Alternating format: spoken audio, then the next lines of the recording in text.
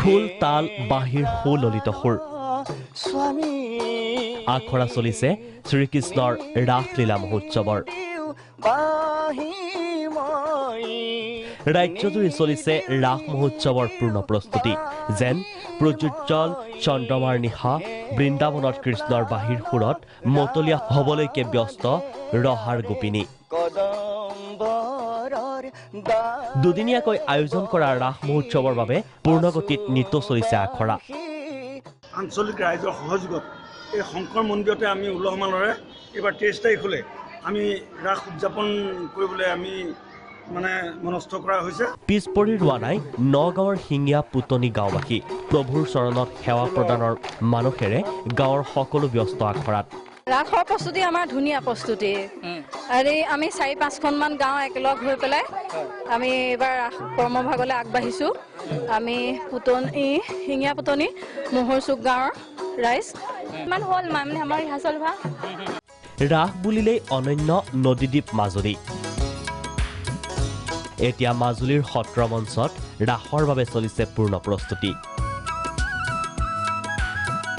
মাজুলীৰ 50খনৰো অধিক মঞ্চত পূৰ্ণ আখৰাৰ অসীম ব্যস্ততা সত্ৰ দক্ষিণপাট সত্ৰত ৰাস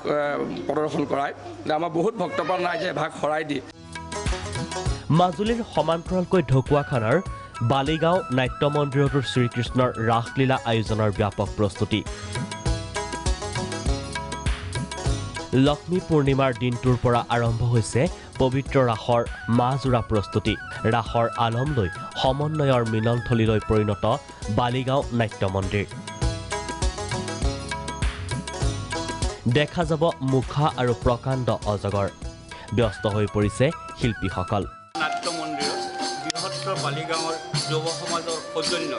সমগ্ৰ ঢকুৱাখানাবাসীৰ লগতে অসমবাসীৰ নপুৰণি শিল্পীৰ সমাৱেশত আমি গত বছৰবোৰৰ দৰে এইবাৰো এই ৰাস মহোৎসৱটি উদযাপন কৰাৰ আয়োজন কৰিছোঁ হাজোৰ ৰামদিয়াটোৰ ৰাস মহোৎসৱৰ প্ৰস্তুতি তুংগত 117 বৰ্ষ গৰকা ৰাস মহোৎসৱৰ খনিৰ মৃন্ময় মূৰ্তিত শেষ পৰশ দিয়াত ব্যস্ত খনিকৰ ৰামদিয়া ৰাসৰ এবাৰ বিশেষ আকৰ্ষণ 25 ফুট উচ্চতাৰ শ্ৰীকৃষ্ণৰ পুতনাবধ চলন্ত মূৰ্তি উদ্বোধনী অনুষ্ঠানৰ বিশেষ অতিথি প্ৰাগ নিউজৰ পৰিচালন সঞ্চালক সঞ্জীৱ নাৰায়ণ কি উজনি কি নামনি সকলোতে এতিয়া ৰাস মহোৎসৱৰ